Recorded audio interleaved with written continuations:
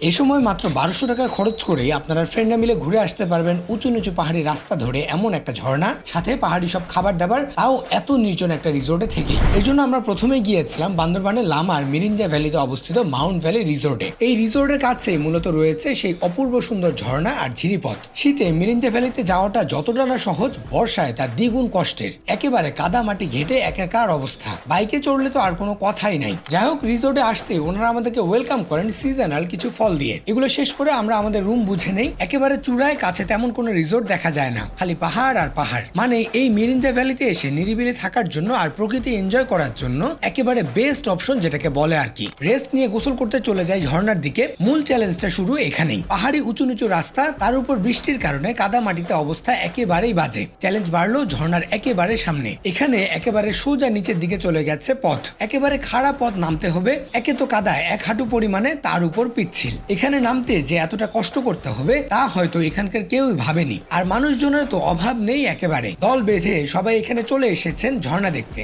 ঝর্ণা দেখে আমার লোভ সামলাতে পারেনি, চলে গেলাম ভিজতে। নিজের মতো করে ঝর্ণার পানিতে ভেজার মজাটাই আসলে ভিন্ন রকম থাকে। কি যে অদ্ভুত ভালো লাগে পাহাড়ি ঝর্ণা। হঠাৎ মনে পড়লো আমার পকেটে তো মোবাইল। তাড়াহুড়ো করে দেখলাম ফোনটা ঠিক মতো কাজ করছে কিনা, কিন্তু দেখলাম ঠিকই আছে। কারণ এটা হচ্ছে ইনফিনিক্স এর হট 70 প্রো 5G, যেটাতে আছে IP68 ওয়াটার এবং ডাস্ট প্রোটেকশন।